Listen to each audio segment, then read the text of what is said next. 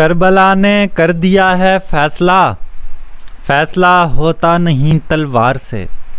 السلام علیکم معزز سامعین، میر بابر علی انیس کے نام سے کون واقف نہیں ہے؟ بابر علی انیس جو ہیں وہ اردو مرثیے کا ایک اونچا نام ہے۔ مرزا دبیر اور میر بابر علی انیس دو ایسے شاعر ہیں جنہوں نے اردو مرثیے میں ایسی شان اور ایسی آن پیدا کی کہ اردو مرثیہ ان کے نام کے ساتھ مخصوص ہو گیا۔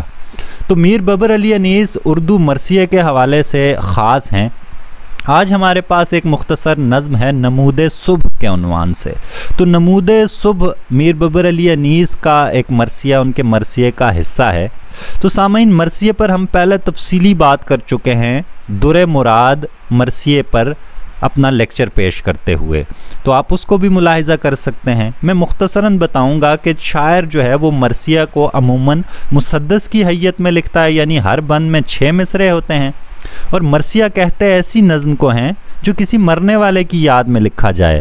مگر اب رواج حاصل ہو چکا ہے کہ کربلا والوں کا جو واقعہ کربلا ہے اس کا ذکر مرثیہ کی صورت میں کیا جاتا ہے، کیونکہ یہ غم سارے مسلمانوں کا مشترکہ غم ہے۔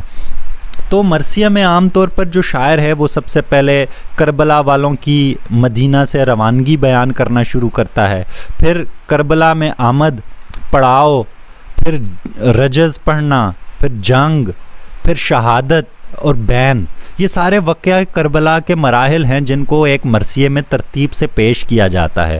مگر شاعر کی مرضی ہے کہ وہ ان میں سے کسی ایک لمحے یا کسی ایک موقع کو اپنے مرثیے میں مسدس کی حیت میں پیش کر دے۔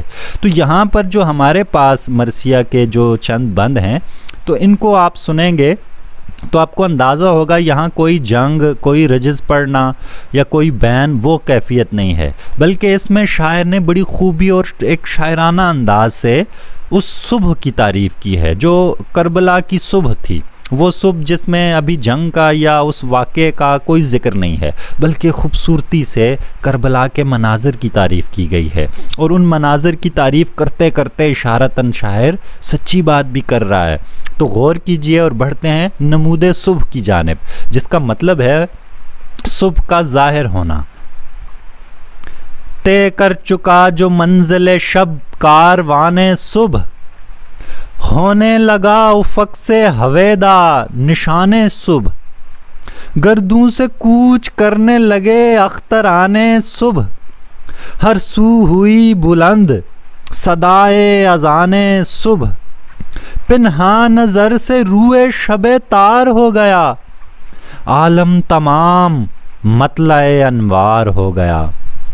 پہلا بند میں نے آپ کے سامنے پیش کیا، طے کر چکا جو منزل شب، رات کا جو منزل شب، کاروان صبح، کہ وہ قافلہ جو منزل شب پر پہنچا تھا، جب وہ منزل شب کو یعنی رات کی منزل کو طے کر چکا، وہ قافلہ، وہ صبح کا قافلہ، کاروان صبح، وہ جو صبح کا قافلہ تھا، جب رات کی منزل گزار چکا، ہونے لگا افق سے ہویدا نشان صبح۔ تو افق سے کیا ظاہر ہوا؟ مشرقی آسمان سے کیا ظاہر ہوا؟ نشان صبح، صبح کا نشان ظاہر ہوا۔ جب رات گزر گئی تو صبح نے تو نمودار ہونا ہوتا ہے، تو شاعر کہہ رہا ہے جب رات کی منزل گزر گئی تو صبح کا قافلہ جو ہے وہ صبح کی امید، صبح کی روشنی لے کر نمودار ہوا۔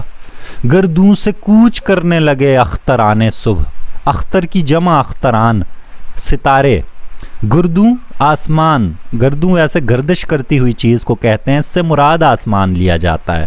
تو گردوں سے کوچ کرنے لگے اختران صبح، صبح کے ستارے آسمان سے جانے لگے، کیونکہ صبح ہونے والی ہے۔ ہر سو ہوئی بلند صدائے اذان صبح، اور ہر طرف صبح کی اذان کی صدا بلند ہونے لگی۔ تو یہ بھی ایک خوبی، یہ بھی ایک صبح کے منظر کی یعنی ایک شان ہے۔ شاعر محسوس کر رہا ہے کہ کربلا کی صبح ہے اور صبح ہو چکی ہے اور اذان کی صدا آ رہی ہے۔ پنہاں نظر سے روئے شب تار ہو گیا، پنہاں چھپ گیا، نظر سے چھپ گیا، کون؟ روئے شب تار، تاریک رات کا رو یا چہرہ، تاریک رات کا چہرہ چھپ گیا، عالم تمام مطلع انوار ہو گیا، اور پورا عالم، پوری دنیا کیا ہوئی؟ مطلع انوار، نور کے طلوع ہونے کی جگہ بن گئی۔ پوری دنیا یوں لگنے لگا جہاں جیسے نور طلوع ہو رہا ہے ہر طرف، ہر سمت۔ تو مشرق سے روشنی کے نکلنے کو شاعر نے شاندار طریقے سے اس کربلا کی صبح کی تعریف میں یعنی رچایا بسایا ہے۔ اگلا بند دیکھیے، یوں گلشن فلک سے ستارے ہوئے رواں، ابھی تک وہی صبح کی تعریف جاری ہے۔ یوں گلشن فلک سے ستارے ہوئے رواں، چن لے چمن سے پھولوں کو جس طرح باغباں، آئی بہار میں گلے مہتاب پر خزاں، مرجھا کے گر گئے ثمر و شاخ کہکشاں، دکھلائے طور باد سحر نے سموم کے، پئی مردہ ہو کے رہ گئے غنچے نجوم کے۔ یوں گلشن فلک سے ستارے ہوئے رواں، گلشن فلک آسمان کو ایک باغ کہہ رہا ہے کہ آسمان کے باغ سے ستارے ایسے گئے، چن لے چمن سے پھولوں کو جس طرح باغباں، جیسے کوئی باغبان آئے اور پھولوں سے چمن کو چن لے، تو ایسے ایک ایک کر کے ستارے اب صبح ہو رہی ہے تو غائب ہوتے جا رہے ہیں، جیسے باغبان نے پھول چن لیے ہوں۔ آئی بہار میں گلے مہتاب پر خزاں، بہار کے موسم میں مہتاب کے پھول پر خزاں آ گئی، اور مہتاب چاند کو کہتے ہیں، تو گلے مہتاب شاعر چاند کو پھول کہہ رہا ہے، تو استعارتاً اس نے مہتاب کو پھول کہا، تو استعارے کا خوب استعمال ہے۔ آئی بہار میں گلے مہتاب پر خزاں، پھر بہار اور خزاں کا استعمال اکٹھا دیکھیے ایک مصرے میں، کہ بہار کے موسم میں گلے مہتاب پر خزاں آ گئی، تو اس پر خزاں ویسے آ نہیں سکتی کیونکہ چاند کوئی پھول ہے نہیں ہے، البتہ جب صبح ہوتی ہے تو چاند مدھم ہو جاتا ہے اور آہستہ آہستہ پھر نظر سے اوجھل ہو جاتا ہے، تو اس لیے شاعر کہہ رہا ہے کہ بہار کا موسم ہے لیکن چاند پر خزاں آ گئی کیونکہ وہ چھپ گیا۔ مرجھا کے گر گئے ثمر و شاخ کہکشاں، کہکشاں کی شاخیں اور ثمر اور پھل یعنی کہکشاں کے مرجھا کے گر گئے، تو مراد ستارے ہی ہیں جو گرے نہیں ہیں، بس روشنی کے آنے سے چھپ گئے ہیں۔ دکھلائے طور باد سحر نے سموم کے، طور دکھائے، انداز دکھائے، کس نے دکھائے؟ باد سحر نے، صبح کی ہوا نے، جو صبح کی ہوا عام طور پر ٹھنڈی ہوا ہوتی ہے، اس نے سموم کے طور دکھائے، سموم کے انداز دکھائے، اور سموم گرم ہوا کو کہتے ہیں۔ پئی مردہ ہو کے رہ گئے غنچے نجوم کے، اور اس ہوا کے چلنے سے کیا ہوئے؟ جو ستاروں کے غنچے ہیں وہ پئی مردہ، وہ مرجھا کر رہ گئے۔ اب آپ دیکھیے یہاں کس خوبی سے شاعر نے آسمان کو ایک باغ بنایا ہوا ہے، اور ستاروں کو کبھی غنچے کہہ رہا ہے، کبھی پھول کہہ رہا ہے۔ جو باد سحر صبح کی ہوا چلی ہے اس کو اس نے کہا جی یہ تو باد سموم ہے، جیسے گرمیوں کی ہوا ہوتی ہے، گرم ہوا جو پھولوں کو اور پتوں کو مرجھانے پر مجبور کرتی ہے۔ تو شاعر کہہ رہا ہے کہ وہ صبح کی ہوا چلی اور آسمان کے غنچے جو مرجھا گئے ہیں، تو یہ گویا اس نے انداز دکھایا ہے صبح کی ہوا نے سموم کا، حالانکہ میں آپ کو پہلے کہہ چکا ہوں ایسا کچھ نہیں ہوا، اور ایسا کچھ نہ ہو جب، اور شاعر وہ وجہ بیان کر رہا ہو، تو اس کو صنعت کے لحاظ سے ہم صنعت حسن تعلیل کہتے ہیں، کہ جب شاعر کسی چیز کی وہ وجہ بیان کر رہا ہو جو اس کی اصلی وجہ نہ ہو لیکن خوبصورتی پیدا کر رہی ہو وہ چیز، تو ہم اسے اس وجہ کو حسن تعلیل کہتے ہیں۔ یہاں بھی شاعر کہہ رہا ہے کہ ہوا چلی اور آسمان کے ستارے بجھ گئے، تو کبھی نہیں بجھ سکتے زمین کی ہوا چلنے سے، لیکن شاعر ایک خوبصورتی سے ان چیزوں کو آپس میں ہم آہنگ کر رہا ہے۔ تو آپ نے ان دو بندوں سے اندازہ لگایا ہوگا کہ شاعر کیسے کربلا کے میدان یا اس صبح کی، اس موسم کی تعریف کر رہا ہے۔ چھپنا وہ ماہتاب کا، وہ صبح کا ظہور۔ یہاں ایک چیز سن لیجئے گا، جب وہ لفظ وہ استعمال کرے گا تو اس سے مراد ہوگا واہ کیا ہی بات ہے، تو وہ کہنا تعریف کرنا ہے۔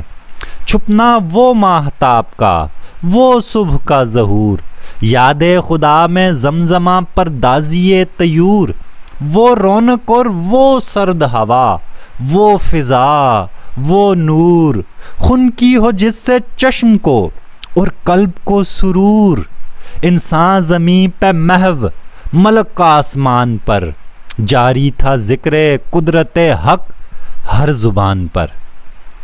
چھپنا وہ ماہتاب کا، وہ چاند کیا چھپ رہا تھا صبح کے وقت، اور وہ صبح کیا ہی خوبصورت صبح تھی جو ظاہر ہو رہی تھی۔ یاد خدا میں زمزمہ پر دازی طیور، طیور جمع ہے طائر کی، طائر کہتے ہیں پرندے کو، تو زمزمہ پر دازی طیور طائروں کا یعنی پرندوں کے گیت گانا، ان کے زمزمے گانا، اور وہ اللہ کی یاد میں صبح صبح کیا ہی اچھی تعریف اللہ کی کر رہے ہیں پرندے۔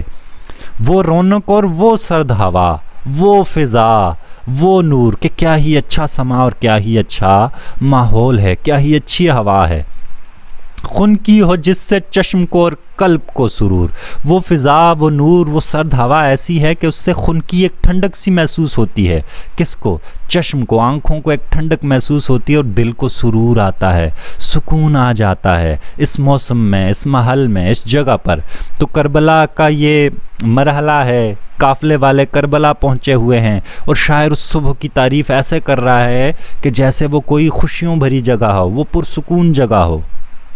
انسان زمین پہ محو، انسان کھو گیا تھا اس صبح کے منظر میں، ملک آسمان پر، اور آسمان پر فرشتے بھی کھو گئے تھے، جاری تھا ذکر قدرت حق ہر زبان پر، اور حق کا، اس کی قدرت کا، اللہ کی قدرت کا ذکر ہر زبان پر۔ کیا پرندے، کیا انسان اور کیا فرشتے، سارے اللہ کی تعریف میں محو تھے اور مست تھے، کیونکہ کمال ہی ایسا تھا، وہاں ماحول ہی ایسا تھا۔ وہ سرخی شفق، وہ سرخی شفق کی ادھر چرخ پر بہار، وہ بارور درخت، وہ صحرا، وہ سبزہ زار، شبنم کے وہ گلوں پہ گوہر ہائے آبدار، پھولوں سے سب بھرا ہوا دامانے کوہسار، نافے کھلے ہوئے وہ گلوں کی شمیم کے، آتے تھے سرد سرد وہ جھونکے نسیم کے۔ تو خوبصورت ایک اور بند ہے کہ وہ سرخی شفق کی ادھر چرخ پر بہار۔ سرخی شفق کے چرخ آسمان کو کہتے ہیں کہ آسمان پر بہار دیکھیے سرخی شفق کی، تو ایک خوبصورت سا رنگ جو صبح کے وقت ہوتا ہے، جب جو سرخی پھیلتی ہے مشرق کی جانب، شاعر اس کی طرف اشارہ کر کے کہہ رہا ہے کہ دیکھو آسمان پر کیا ہی اچھی بہار، کیا اچھے رنگ بکھیرے ہوئے ہیں اس صبح کی سرخی نے۔ وہ بارور درخت، بارور بھرے ہوئے درخت، لدے پھندے ہوئے درخت، پتوں سے، پھولوں سے، پھلوں سے۔ وہ صحرا، وہ سبزہ زار، اور صحرا کیا ہی خوبصورت لگ رہا ہے، اور سبزہ زار کیا ہی اچھے لگ رہے ہیں۔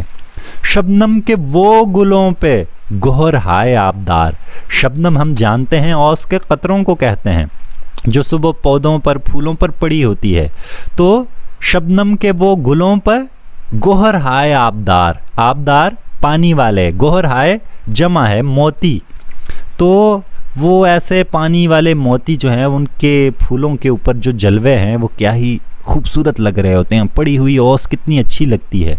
پھولوں سے سب بھرا ہوا دامانے کوہسار، کوہسار پہاڑی کا دامن کس سے بھرا ہوا ہے؟ پھولوں سے، پہاڑی کا سارا دامن پھولوں سے بھرا ہوا ہے، اور شاعر کو کربلا کا میدان ایسی خوبصورت جگہ نظر آ رہا ہے کہ گویا اس سے خوبصورت مقام اس کائنات میں کوئی بھی نہ ہو۔ نافے کھلے ہوئے وہ گلوں کی شمیم کے، نافے کھلے ہوئے، نافا، ناف سے نکلتا ہے، ہرن کے ناف سے نکلتا ہے، ایک خوشبو نکلتی ہے، تو شاعر یہاں پر وہ کہہ رہا ہے کہ گویا نافے کھلے ہوئے وہ گلوں کی شمیم کے، کیا پھولوں کے نافے کھلے ہوئے ہیں جن سے شمیم آ رہی ہے، ایک خوشبودار ہوا آ رہی ہے۔ آتے تھے سرد سرد وہ جھونکے نسیم کے، تو سرد سرد جھونکے نسیم کے، جب صبح کی ہوا گھاس کو چھوتی ہے اس میں نمی شامل ہوتی ہے تو وہ نسیم بن جاتی ہے، جب وہی ہوا پھولوں کو چھوتی ہے خوشبودار ہوتی ہے تو شمیم بن جاتی ہے۔